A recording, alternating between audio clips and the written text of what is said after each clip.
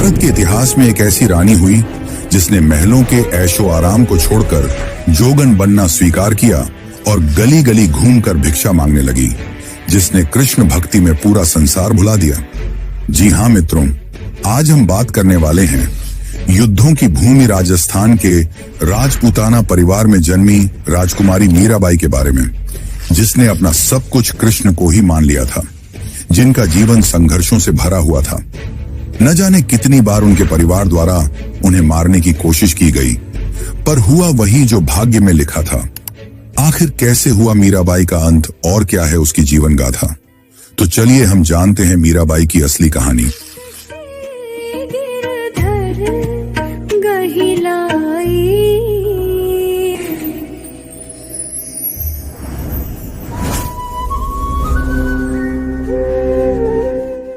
एक दिन की बात है जब मीरा के गांव से बारात गुजर रही थी। उसे देखकर मीरा ने मासूमियत से अपनी माँ से पूछा कि माँ ये क्या है और यह लड़का कौन है?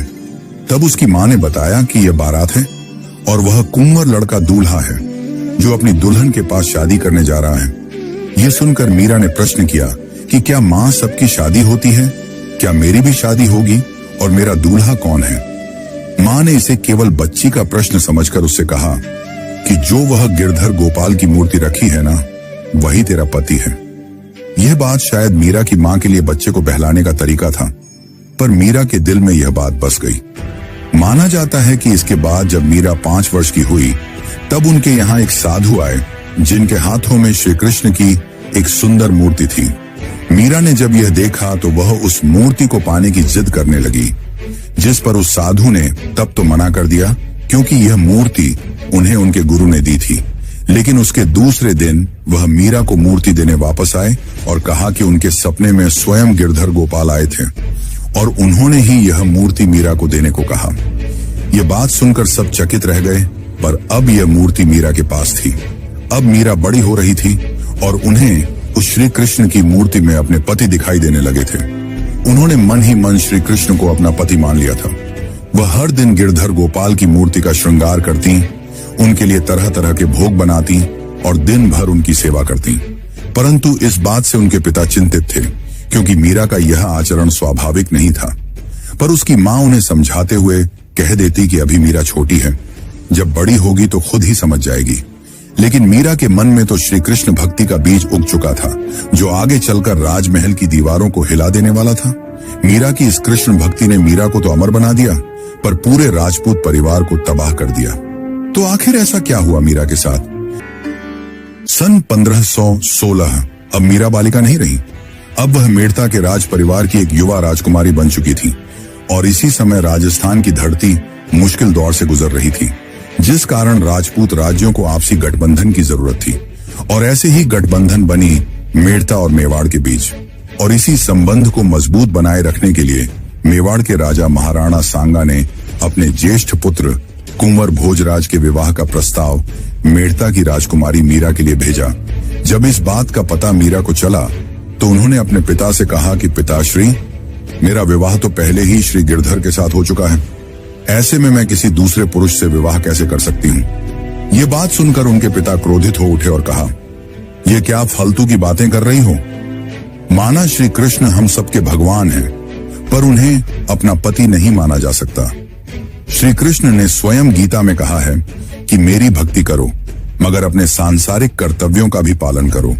यह सुनकर मीरा ने उत्तर देते हुए कहा कि पिताश्री, केवल मैं ही तो ऐसा नहीं कर रही, कई साधु संत हैं जिन्होंने सांसारिक कर्तव्यों को त्याग कर कृष्ण भक्ति में स्वयं को समर्पित कर दिया। इतना सुनकर मीरा के पिता क्रोधित हो गए और कहा कि तुम्हारा विवाह कुंवर भोज से होकर रहेगा। मीरा यह सुनकर दुखी थी, पर नियति का लिखा कौन टाल सकता है। अंततः उनका विवाह कुंवर भोजराज से कर दिया गया। जब पहली बार कुंवर भोजराज कक्ष में आए तो मीरा काफी घबराई हुई थी। वह कृष्ण के अलावा किसी और पुरुष को देखना तक नहीं चाहती थी। पर जब भोजराज आए और उन्हें यह सब पता चला तो उन्हें मीरा की कृष्ण भक्ति से ज्यादा शिकायत नहीं हुई। उन्हें लगा कि बचपन में ही मीरा की मां गुजर गई, जिस कारण उसे अभी संभलने में समय लगेगा। पर अंदर ही अंदर भोजराज काफी दुखी थे, क्योंकि उन्हें पत्नी का सुख नहीं मिल पा रहा था। वहीं दूसरी ओर मीरा की सास और उनकी ननद उदाबाई को मीरा का यह व्यवहार पसंद नहीं आ रहा था। मीरा का ध्यान घर गृहस्थी में कम और श्री कृष्ण की भक्ति में ज्यादा था, और साथ ही भोजराज भी कुछ नहीं कहते थे। यह देखकर महल की बाकी औरतें जलने लगी। उन्हें यह बिल्कुल बर्दाश्त नहीं हो रहा था कि कोई स्त्री अपनी मर्जी से कैसे चल सकती है, और यही बात मीराबाई की सास ने राजा महाराणा सांगा यानी मीरा के ससुर को बताई। तब उन्होंने भी मीरा का समर्थन लेते हुए कहा कि हमने यह रिश्ता मीराबाई के लिए नहीं बल्कि मेवाड़ और मेड़ता के बंधन के लिए जोड़ा है, तो उसे जो करना है करने दिया जाए। और रही बात भोजराज के पत्नी सुख की, तो हम राजपूत हैं और हमारे यहाँ एक विवाह तो नहीं होता, हम भोजराज का दूसरा विवाह कर देंगे बस। इसके बाद मीराबाई अपने भक्ति में लगी रहीं, लेकिन कहते हैं ना, सब कुछ हमेशा अच्छा कहाँ होता है। अब अंधकार का दौर आने वाला था। मीरा के सिर से उनका सुरक्षा कवच हटने वाला था, और फिर वह समय भी आया जब मीराबाई को जहर देकर मारने की कोशिश तक की गई। बात है सन 1518 की। चित्तौड़गढ़ की यह भूमि कई आक्रमणकारियों से जूझ रही थी, और इसी दौरान दिल्ली सल्तनत के एक युद्ध में कुंवर भोजराज बुरी तरह घायल हो गए, और फिर सन 1521 में उनकी मृत्यु हो गई। यह क्षण मीरा के लिए भी काफी दुख भरा था, क्योंकि एक भोजराज ही थे जो उन्हें और उनकी भक्ति को समझते थे, पर अब वे भी इस दुनिया में नहीं रहे। भोजराज की मृत्यु के बाद मीरा को भी उनके साथ सती होने का आदेश दिया गया, पर मीरा ने इससे मना कर दिया, जिसके बाद मीरा की अनुपस्थिति में भोजराज का अंतिम संस्कार कर दिया गया।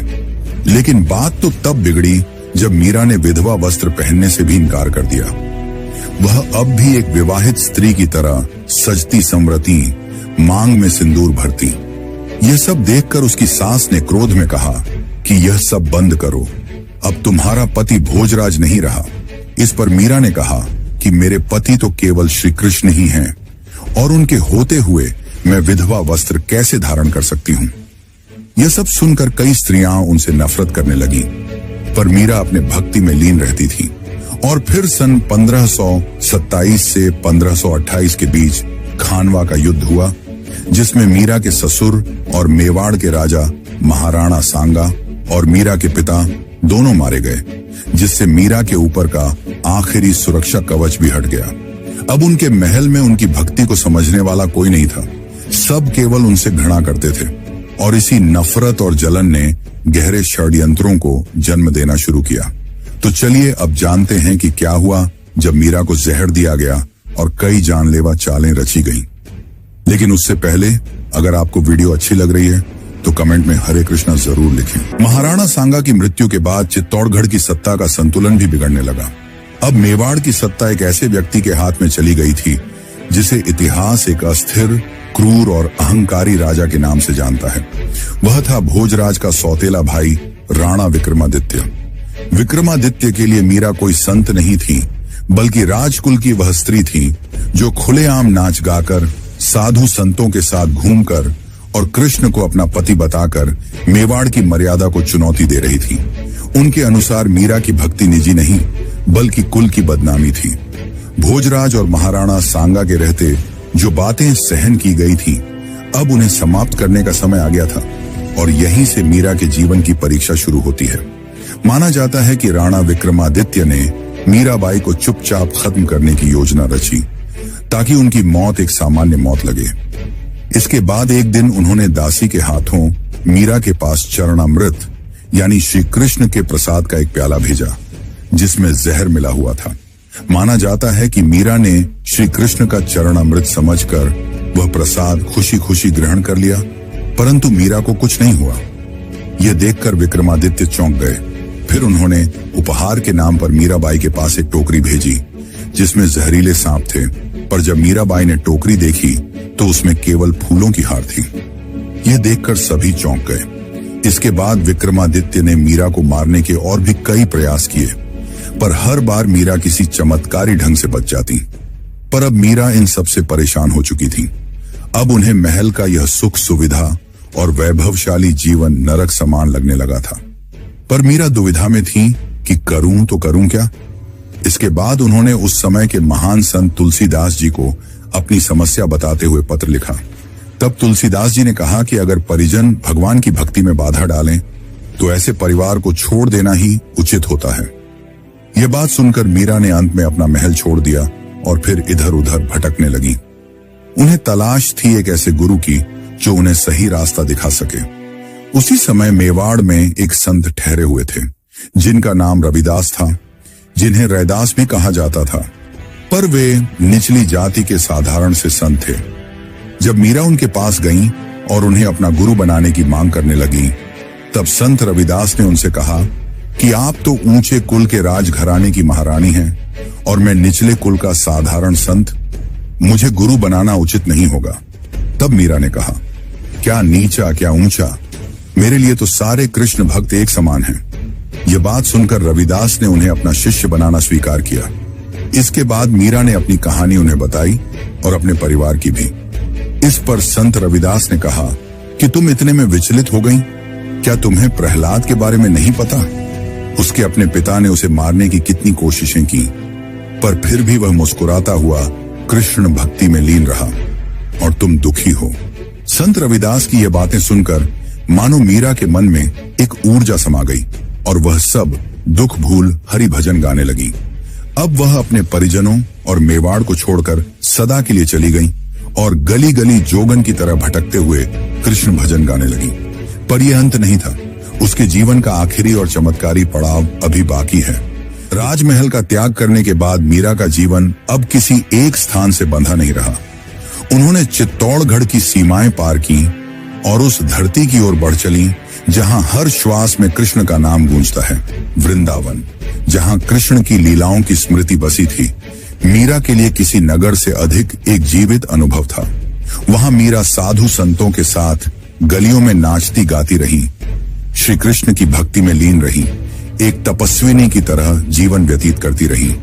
वे भिक्षा मांगकर जीवन यापन करती थी और दिन रात कृष्ण नाम का स्मरण ही उनका संसार बन चुका था। 16वीं शताब्दी तक वृंदावन भक्ति और वैष्णव परंपरा का एक प्रमुख केंद्र बन चुका था।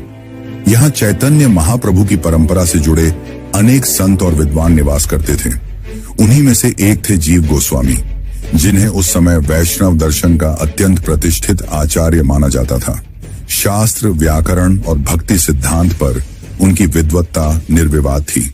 जब मीरा को यह ज्ञात हुआ कि जीव गोस्वामी वृंदावन में हैं, तो वे उनसे मिलने पहुंची, किंतु उनके शिष्यों ने मीरा को रोकते हुए कहा कि गोस्वामी जी ब्रह्मचर्य का पालन करते हैं और स्त्रियों से नहीं मिलते। इस पर मीरा ने शांत भाव से उत्तर दिया कि उन्होंने तो सुना है कि गोस्वामी जी कृष्ण भक्त हैं और कृष्ण भक्ति में केवल एक ही पुरुष है, श्री कृष्ण, शेष सभी तो उनकी गोपियां हैं। ये बात जब शिष्यों ने जीव गोस्वामी तक पहुंचाई तो उन्हें अपनी भूल का बोध हुआ। उन्होंने मीरा से भेंट की, उनके साथ भजन कीर्तन किया और आध्यात्मिक संवाद भी हुआ। वृंदावन के बाद मीरा की यात्रा उस भूमि की ओर बढ़ी जहां कृष्ण रणछोड़ जी के रूप में पूजित हैं। द्वारका, गुजरात के सौराष्ट्र तट पर स्थित यह नगरी मीरा के जीवन की अंतिम शरण स्थली बनी।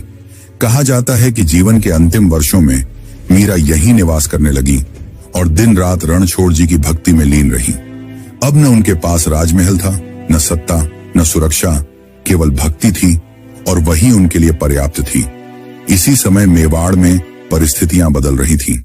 सत्ता संघर्ष, बाहरी आक्रमणों और आंतरिक अस्थिरता ने राज्य को कमजोर कर दिया था।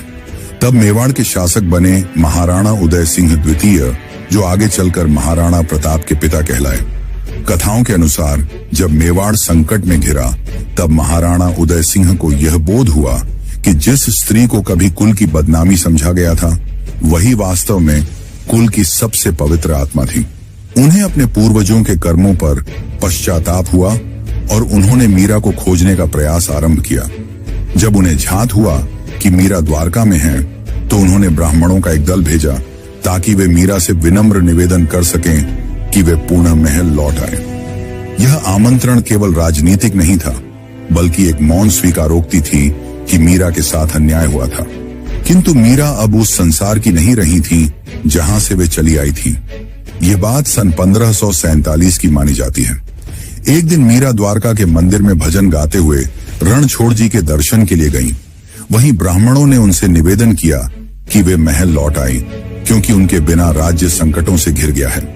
मीरा ने शांत स्वर में कहा कि वे अब उस संसार की नहीं हैं, वे केवल अपने श्री कृष्ण की हैं, और जहां कृष्ण बुलाते हैं वहीं वे जाती हैं। ब्राह्मणों ने उन्हें आश्वासन दिया कि महाराणा ने वचन दिया है कि महल में उन्हें किसी प्रकार की बाधा नहीं होगी और उनकी कृष्ण भक्ति में कोई हस्तक्षेप नहीं किया जाएगा। यह सुनकर मीरा कुछ क्षण मौन रही और फिर बोली कि वे पहले अपने गिरधर गोपाल से अनुमति लेंगी। इसके बाद मीरा रणछोड़ जी के मंदिर के भीतर प्रवेश कर गईं। बाहर ब्राह्मण प्रतीक्षा करते रहे, किंतु जब बहुत समय बीत गया तो वे स्वयं मंदिर के भीतर गए। वहां मीरा नहीं थी, केवल उनकी ओढ़नी श्री कृष्ण की मूर्ति पर टंगी हुई थी। मंदिर चारों ओर से बंद था और भीतर बाहर जाने का केवल एक ही द्वार था। कोई समझ नहीं पाया कि मीरा कहां गई। कुछ लोक कथाओं और परंपराओं के अनुसार माना जाता है कि मीरा श्री कृष्ण की मूर्ति में विलीन हो गई। इस घटना का कोई ऐतिहासिक प्रमाण नहीं मिलता, किंतु इतना निश्चित है कि मीरा का अंत साधारण नहीं था, जैसा उनका जीवन भी साधारण नहीं था। मीरा न किसी युद्ध में मारी गईं, न किसी सिंहासन पर। उन्होंने केवल प्रेम चुना और उसी प्रेम में स्वयं को विलीन कर दिया। एक राजकुमारी से संत बनने तक की यह यात्रा हमें सिखाती है कि सच्ची भक्ति समाज, परंपरा और इतिहास तीनों से बड़ी होती है। शायद इसी कारण सदियों बाद भी जब कृष्ण का नाम लिया जाता है तो मीरा की आवाज कहीं न कहीं अवश्य गूंजती है। मीराबाई का जीवन केवल भक्ति का ही नहीं, बल्कि काव्य और संगीत का भी अद्भुत उदाहरण था। हेलो दोस्तों, वीडियो अच्छा लगा तो वीडियो को लाइक करें, कमेंट करें और चैनल को सब्सक्राइब करें। ऐसी ही मज़ेदार वीडियोस देखने के लिए नीचे दिए गए बेल आइकन को दबाएं।